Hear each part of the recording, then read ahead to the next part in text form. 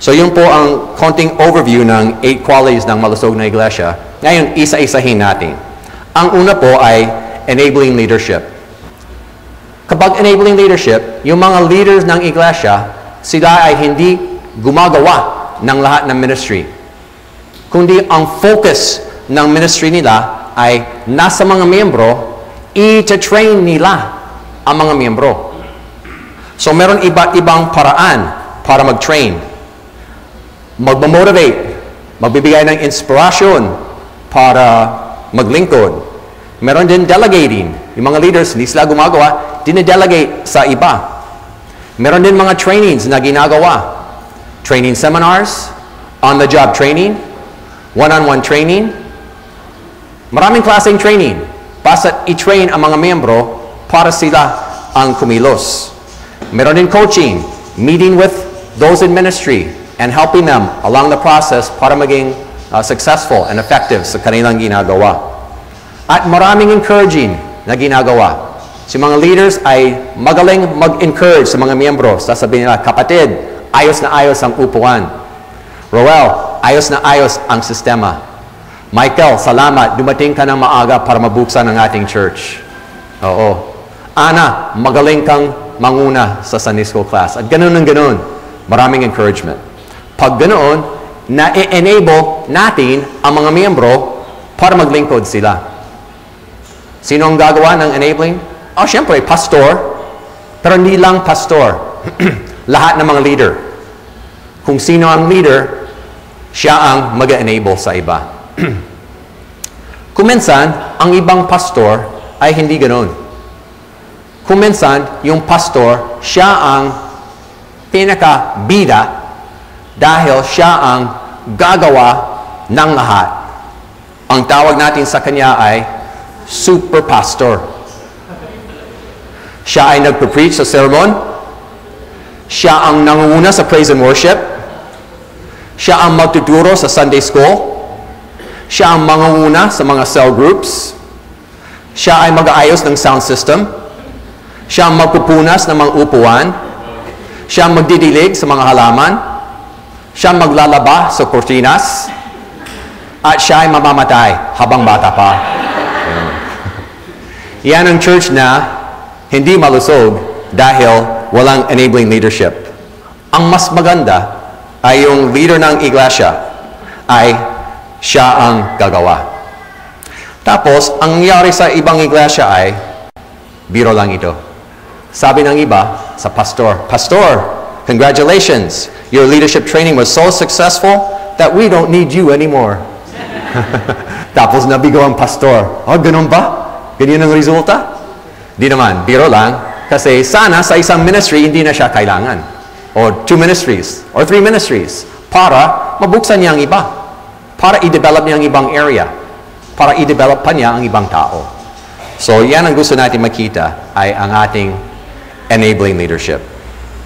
Sabi ng 2 Timothy 2, verse 2, You therefore, my son, be strong in the grace that is in Christ Jesus. The things that you have heard from me in the presence of many witnesses, these entrust to faithful men who will be able to teach others also. Yun po ang papel ng leader ng iglesia, mag-train ng iba, sila naman ay mag-train sa iba pa. Napakaganda sa ating iglesia kapag lahat ng mga leader ay mag-enable sa mga miyembro. Pwede pong i-develop sa ating iglesia. Ito po ay enabling leadership. Yung pangalawang katangian ay gift-based ministry. Yung ibig pong sabihin, ang mga miyembro ay hindi basta't maglingkod. Naglilingkod sang-ayon sa kanilang spiritual gift. So, meron pong gift discovery. Tinutulungan ang mga miyembro upang malaman nila anong kanilang spiritual gift. So, meron training, meron seminar, or classroom, or one-on-one, or somehow, tutulungan ang bawat miyembro para matuklasan niya anong spiritual gift niya. Tapos, hindi lang malalaman niya ang kanyang spiritual gift, meron din pong gift placement counselor sa bawat church, 1 or more, depende sa size ng church. Yung counselor, siya ang makakatiyak na bawat miyembro ay makakarating sa ministry sa church na akma sa kanyang spiritual gift. So mahalaga yung gift placement counselor. Sa maraming church, hindi alam ng mga miyembro kung ano ang kanilang spiritual gift. Sa iba, tinulungan sila para malaman nila ang kanilang spiritual gift.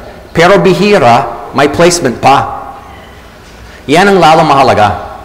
Placement. Kapag makakarating ang miyembro sa tamang ministry, meron siyang galak. Dahil naglilingkod siya sa Panginoon, ginagamit niya yung gift na nandyan siya, nilikha siya para sa ganoon. Kaya tuwang-tuwa ang mga miyembro kapag ginagamit nila ang kanilang spiritual gift. Kagaya ko, tuwang-tuwa ako eh. Tingnan niyo ako. Mukhang malungkot ba? Mukhang pinilit ako ni Bishop Lazaro magturo ngayong umaga? Hindi. Gustong-gusto ko ito. Dahil ginagamit ko ang aking spiritual gift. Gift of teaching. Kapag ginagamit ko ang aking gift of teaching, tuwang-tuwa ako. At ganoon din po ang bawat miyembro. Meron din sila. Kapag gagamitin nila, tuwang-tuwa din sila. Yun. Tapos, hindi lang natutuwa at walang kabunga-bunga, sila ay matutuwa at effective pa. Kung pipilitin natin ang tao para makapaglingkod sa maling lugar, baka payag siya, pipilitin niya, pero hindi siya effective. Kapag ang tao ay nasa isang ministry, sang-ayon sa kanyang spiritual gift, effective siya. Magbubunga. Dahil nilikha siya ng Diyos para sa ganoon. Kaya effective siya. Napakaganda ng sinasabi dito sa ating manual on 1 Peter 4:10.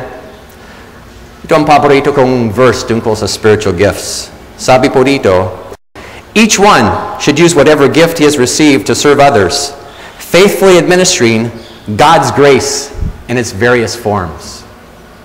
Kaya kapag ginagamit ng miyembro ang kanyang spiritual gift, he is administering God's grace. Magiging daluyan siya ng grace of God.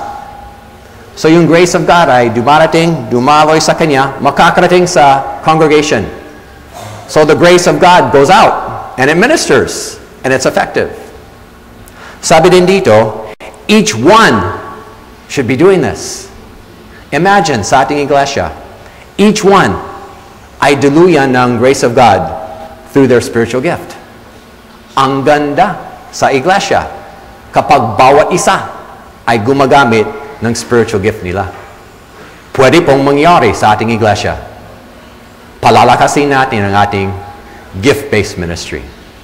Ngayon, para makatulong sa inyong mga miyembro, para lalo malaman nila ang kanilang gift at gagamitin, meron tayong resource, The 3 Colors of Ministry. Ang book na ito ay pwedeng ibigay sa mga miyembro para malaman nila ang kanilang spiritual gift. For sale po sa ating book table. So yun po ang ating gift-based ministry.